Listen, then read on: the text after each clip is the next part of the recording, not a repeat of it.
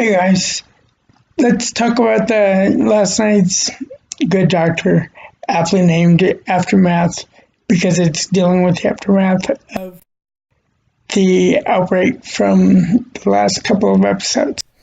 Now, the first thing that was going on was that the suits didn't come in to find out what had happened, why 3 people died, and who was to blame.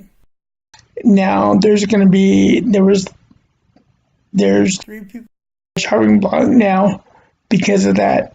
Dr. Melendez, and of course Sean, because he's got autism, and Dr. Anderson could be because he was trying to be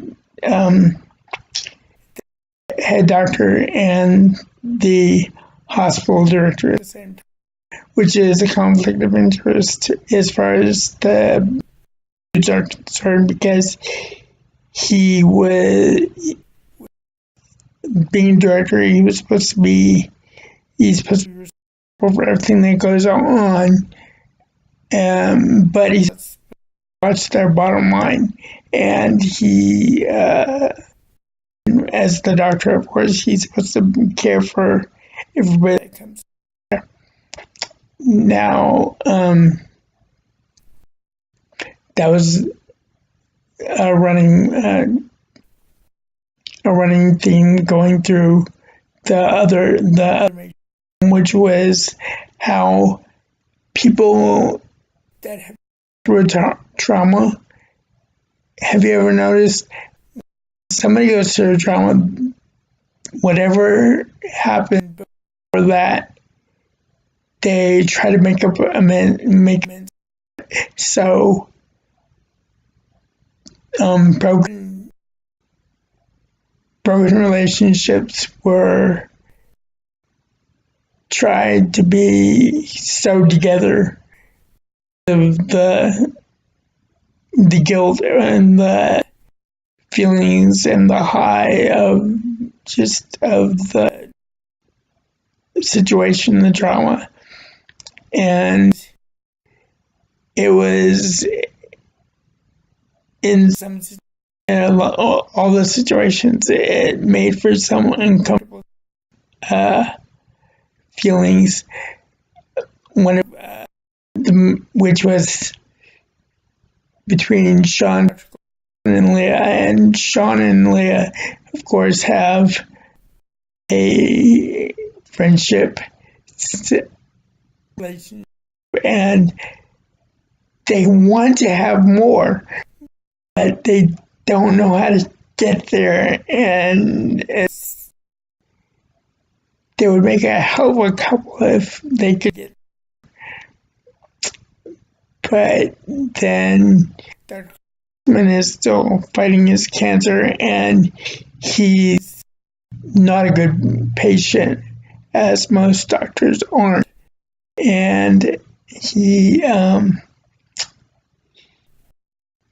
leaves after his surgery for his meningitis and hasn't started his chemo yet. And Sean gets a wind of it, and he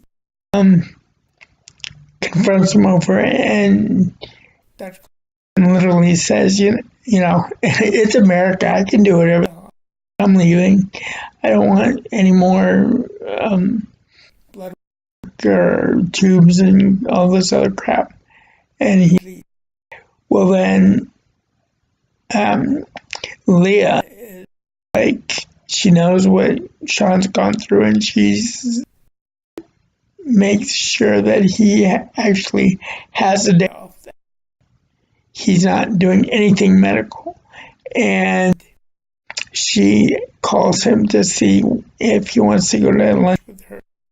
But he's with Glassman, and Sean, being Sean, invites Glassman to, well, Leah and Glassman don't exactly like each other. So Sean is kind of that tie that binds.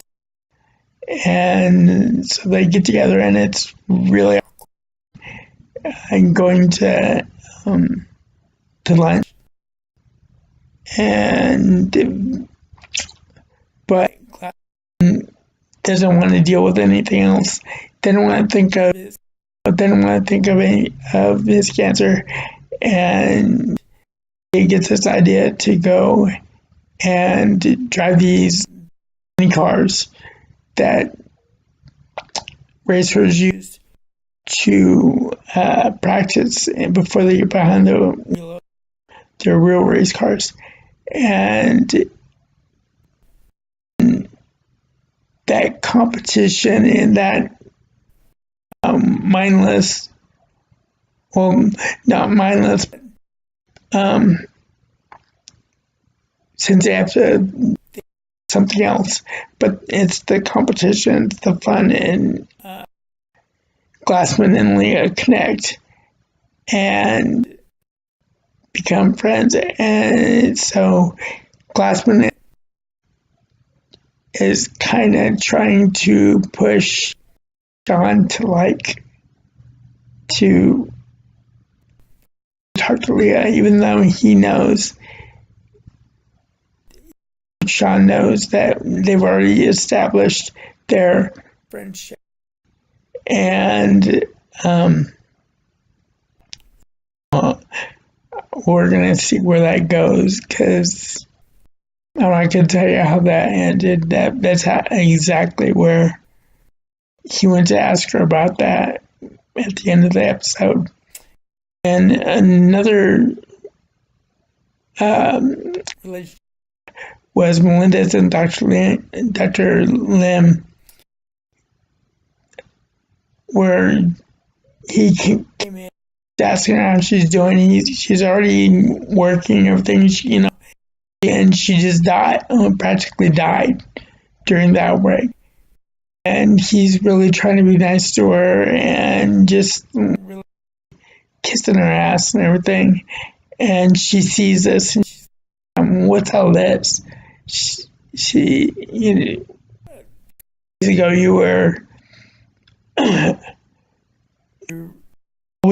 our relationship was real competitive, and you were trying to one-up me all the time, and now it's this isn't us. And it hurt him. He's like, you're the one that asked me to have the drink. You're the one that wanted to come back to my place. You're the one that initiated the sex that we had. And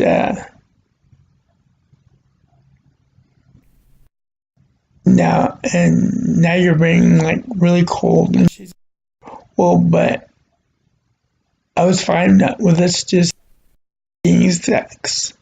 So I really don't know what happens with that storyline. I mean, out there, we don't watch it for the soap opera drama. And so what happens then, so be it. Then another situation was Dr. Resnick, which they've gone each other because Dr. Resnick is all about herself. She'll do whatever it takes to make her career better. If she has to step on toes to get there and step on heads, so be it. Well, now she is doing a 180 because apparently she lost somebody, and one of the three that died is close.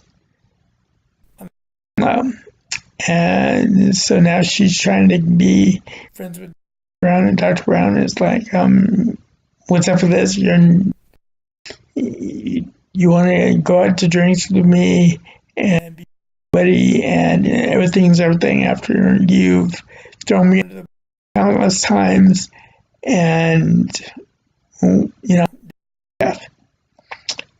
And she takes her up on it anyways because, you know, what's she gonna do? They've got they're all trying to decompress this trauma, and so they go out for lunch, and Resnick is throwing them back one after the other, and Brown's like, wait, slow down, we haven't even gotten the bell. And she's like, oh no, I've got this.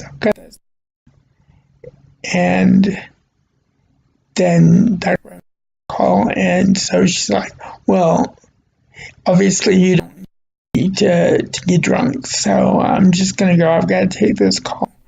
I'm gonna find out it's her mom. Her mom is getting evicted, and she does this bullshit that she got beat by her boyfriend, and I'm not making anything wrong about abuse, because that's not right. But it turns out here that when they went to confront her boyfriend, guns a-blazing, he had no idea what the hell was going on. And come to find out, he'd actually proposed to her, and she didn't have to tell him that he was going too fast, and so she concocted the abuse story. And so that put another wedge between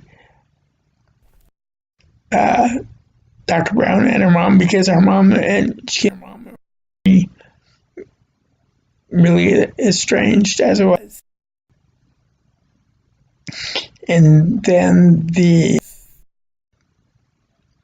last storyline was spending more and more time with his son, who he had been estranged with up until they ended up being in the hospital at the time of the outbreak. And so he's trying to get him, and at the same time he wants to spend more time with his estranged wife, who he had lost touch with. They lost each other when he went from being a cop to, during his career as a cop, and he went from being a cop to a doctor. He never even told her, because he always had that cop mentality of you're on a need-to-know basis, and he didn't tell her that he'd switched careers just like that, and found out when he got his doctor's license.